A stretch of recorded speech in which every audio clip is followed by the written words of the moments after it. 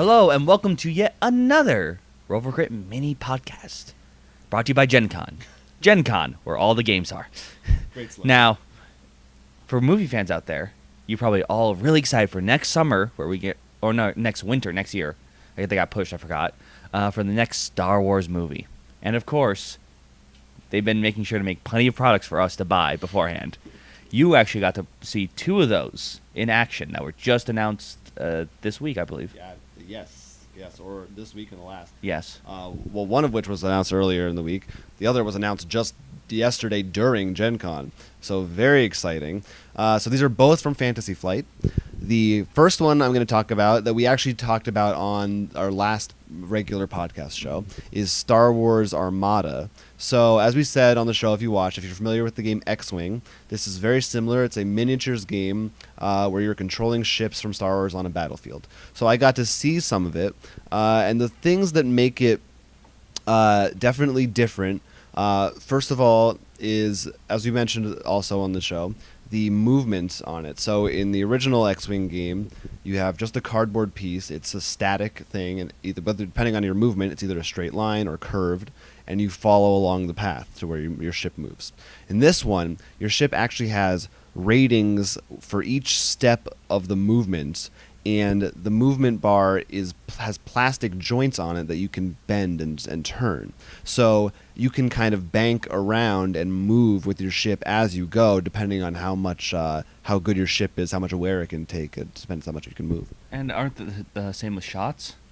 I movement don't think so. I think shot firing is still, you still have to be within that range. However, the way it is a little different in that in X-Wing, at least, and this is based on the base game of X-Wing. I have not seen anything past that, so it's very possible that there are some cards that incorporate this kind of thing in expansions, because there are a lot of them.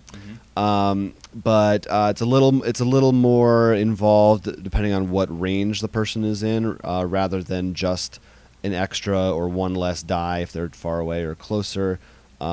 There's different kinds of ability type things that can trigger it. So there's actually different dice, I think. I don't remember, but it's a little more complicated. And the big thing is that the ships are bigger. Literally, that's why it's called Armada, because you have giant ships. Right, I remember because I did see it. It's pretty much the what do they call this? Star Destroyer. Star Destroyers. Instead of having a TIE fighter about this big, it was like big, like three little TIE fighters in this one thing. They're so small they have to put 3 on one stand. Well, that makes more sense. It's the herd of. So because of that, these big ships now have commands, which are even more special actions that you can do in your turn that are also secret, just like the movement and everything is before you reveal it. So there's a lot more options and strategy to that. Also really cool is being able to attack like both the front and the back and the side of the big ships, so they have different effects on trying to kill them, like and maybe stuff. lowering the speed if you get at the back, I guess, what the engines are or something like that. So that looks cool. It is definitely very, if you like X-Wing, it's basically a bigger version of X-Wing. Get more shells for your miniatures. Yes, absolutely. I don't know how expensive it's going to be, because there's going to be big things in that box. Well, and that's not including the fact you need a big table too. You Right. probably want a mat, that star mat, the Yeah. So board games where you're gonna lose all your money. So that's Armada. The game after that I saw that I'm really excited about. Which is a little funny, because I remember you actually mentioned you wanted this, and lo and behold, On our last podcast, I said, when are they going to have, or one before that, a real big Star Wars board game like I want? And Fantasy Flight was like, here you go. So this is called Star Wars Imperial Assault. Essentially, if you are familiar with the game Descent, Journeys in the Dark, 2nd edition, this is pretty much an exact copy of that game. With a few with the changes. lightsaber. Yes, except that you're in the Star Wars universe, and one player controls the Imperial forces, stormtroopers and the like, and the other up to 4 players control the rebels. So I do believe that in the game, I'm not 100% sure because I don't think they were on the demo, but I do think that you have the ability to play as characters like Luke and Han or Darth Vader, etc., or at least control them. But there are also some, I don't want to say generic, but non-movie characters. I'm not sure if they're from the extended universe or not, but you can be a Wookiee. You mean the non-canon extended universe. Right. Whether or not it's canon, that's a whole other episode. But you can be, like I said, a Wookiee or whatever different species. When does it actually take place? I believe it is between episodes 4 and 5, this set.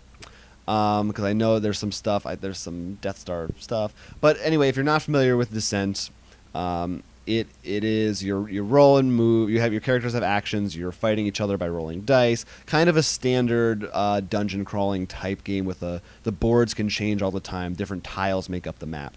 But what separates this, what I think is cool, a couple things. One, it's Star Wars. It's a Star Wars. That's a big thing. One is in Descent, the campaign. By the way, there's a campaign mode in this, and the same thing. You get experience points as you play through, etc., etc.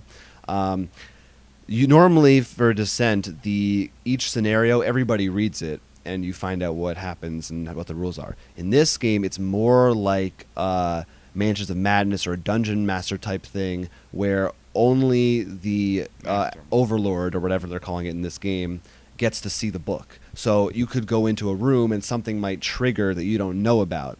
So I like that. That adds a little more suspense to it. Yeah, no, I think it makes more sense story-wise because, at least in my head, I'm picturing, like, you are a troop of rebels. We've heard news about something's going on. Investigate. Right. A little more of a cinematic experience. And a couple things, like they said that whereas in Descent, with the number of players, the number of monsters that the Overlord was allowed to have depended on how many people were playing. Mm-hmm. In this one, it's the opposite. The heroes either get stronger or weaker depending on how many of them there are. Just an interesting, I thought, little tweak.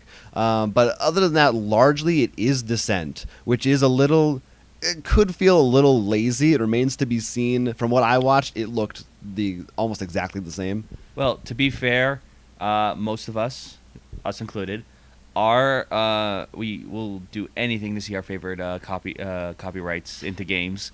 We won't complain when they'll make a alien version of Legendary, or even though we know it's a whole new thing, literally when we heard it, we're like, we're happy with that. But just the idea, and I saw the book and got to flip through it a little bit. There are many scenarios in the campaign that you can play. I'm super excited to dig into it and find out what it is about. Now, you told me a little funny story about the copyright laws involving Fantasy Flight with Star Wars. Yeah, apparently Fantasy Flight has the legal rights to miniatures games based on Star Wars, not officially board games. That's why you probably, you get those kind of the cheesy license versions. That's why they have X-Wing miniatures game and the card games, the LCGs. So this one, technically they can call it miniatures game because, of course, you use little miniature figures and they'll package them and sell them to you. So loopholes. They're fun for the whole family. But honestly, thank God they did that, because like if there's one company that was gonna make the big Star Wars board game I wanted, it's Fantasy Flight. And they're doing it, and I think I can't wait to buy it. I sort of feel really bad for you, because I feel like all your favorite games were from Fantasy Flight, from the ones they were not selling. It's true. It is a little sad. They had the cool stuff. There was some awesome stuff I did get to get. Maybe, hopefully, at another convention they'll be selling them. That way you can run and beat everyone up and buy them then. That's right. I know the truth. And then, not eat for the next 2 months. Who needs to eat anyway? If you want to ask us a question about either of these games, or you got to check them out, any opinions on the Star Wars or anything else, you can drop us a comment on YouTube below or send us an email. Our address is rollforcrit@gmail.com. And don't forget our Twitter. That's @rollforcrit, where we were and have and continue posting news from Gen Con. And, of course, all our Gen Con news up on the website, and lots of other news. And you can buy awesome games. Maybe you want to buy Descent. Check it out before you give Imperial Assault a try. It'll basically be a preview of that game for you. Or X-Wing, same thing. Anyway, that is rollforcrit.com. And that's going to be it for this mini edition of Roll for Crit podcast. Thank you for watching, and we'll check you out later.